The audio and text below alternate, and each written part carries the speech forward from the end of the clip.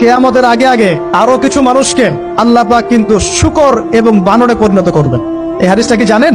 হাদিসটা শুনে রাখেন, এটা আখিরুজ জামান বা কিয়ামতের আলামত সংক্রান্ত হাদিসগুলোর মধ্যে পাবেন।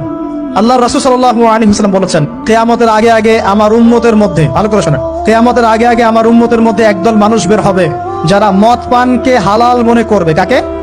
মদ পান করাকে হালাল মনে করবে। যারা বাদ্যযন্ত্র, গায়িকা, নায়িকা এগুলো নিয়ে নর্তকী নাচাবে রাতের বেলা, এগুলোকে হালাল মনে করবে। যারা অশ্লীলতা, বেহায়াপনাকে জায়েজ করে নিবে, ঠিক আছে, এরকম কয়েকটা পাপের কথা বলে নবীজি বলছেন একদিন সকালবেলা আল্লাহ পাক তাদেরকে ঘৃণিত বানরে পরিণত করবে। এটা হবে সামনে, কখন কিভাবে হবে আল্লাহ ভালো জানেন। এবার আমি কনসেপ্টে চলে আসি। এই যে পৃথিবীতে নেমে আসলাম, তাহলে আমরা কোত্থেকে আসছি ভাই? আমরা কি পৃথিবীর অধিবাসী ছিলাম? আমরা জান্নাতে ছিলাম, ওখান থেকে আল্লাহ পাক পাঠিয়েছে। এবার পৃথিবীতে এসে আদম আলাইহিস সালামের যুগে খুব একটা দুর্ঘটনা ঘটে নাই, একটা ঘটেছে। কয়টা? একটা। ভাই হাবিলের কোরবানি কবুল হয়, কাবিলের অন্তর্দাহ হয়, জ্বালা হয়। কেন হাবিলেরটা কবুল হবে, কাবিলের কেন হচ্ছে না?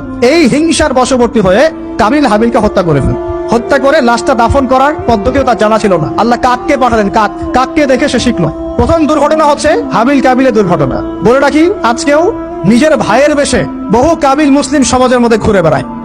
নিজের ভাইয়ের লেবাসে, পোশাকে, সুরতেই বহু কাবিল এখনো কিন্তু মুসলিম সমাজে ঘুরে বেড়ায়। তো আমরা কাবিলদেরকে কাবিলের পরিণতি সম্পর্কে সচেতন করতে চাই।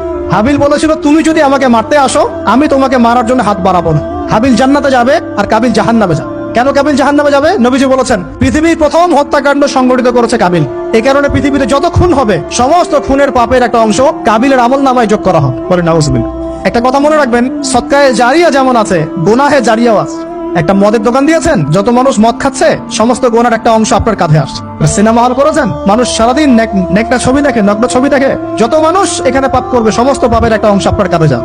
আবার একটা মাদ্রাসা করেছেন, যত মানুষ এখানে দ্বীনি ইলম শিখবে, এই নেকির একটা অংশ আপনি পাবেন ইনশাআল্লাহ। মরে গেলেও কবরে পাবেন ইনশাআল্লাহ। আল্লাহ পাক আমাদের সবাইকে সদকায়ে জারিয়া করার তৌফিক দেন, গুনাহে জারিয়া থেকে বাঁচিয়ে রাখুন। খুব খেয়াল রাখবেন, আল্লাহ পাক আমাদের হেফাজত করুন বলি আমিন। এবার ওই যুগ শেষ, নূহ আলাইহিস সালামের যুগ। এই যুগে আল্লাহর একই সুন্নাত, নূহ আলাইহিস সালাম 950 বছর দাওয়াত দিলেন, 40টা বা 80টা পরিবার ইসলাম কবুল করেছে, বাকিরা করে নাই। যারা করে নাই আল্লাহ পাক তাদেরকে ডুবিয়ে মারলেন, যারা করেছে আল্লাহ পাক উদ্ধার করলেন। সোজা কথা, আজকে সারা পৃথিবীতে যত মানুষ আমরা বেঁচে আছি না, আমরা কোনো না কোনো ভাবে ওই 80 পরিবারের সদস্য। আমরা ভাই ভাই ভাবনা, ওই ফ্যামিলি 80 ফ্যামিলির অন্তর্ভুক্ত। কিরকম করে? নূহ আলাইহিস সালামের 4 সন্তান ছিল। কয় সন্তান?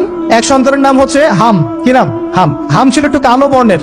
হামকে দিয়ে আফ্রিকার কন্টিনেন্টে যত মানুষ দেখছেন ব্ল্যাক স্কিনের, কালো স্কিন, এরা সবাই হামের বংশধর। মজা না বিষয়টা? মানুষের অস্তিত্ব পৃথিবীতে, ইতিহাস, এগুলো খুব ইন্টারেস্টিং টপিক। ইতিহাস পড়তে থাকলে আপনি ডুবে যাবেন। কত কিছু বিশ্ব হয়েছে আর কত কিছু হবে সামনে।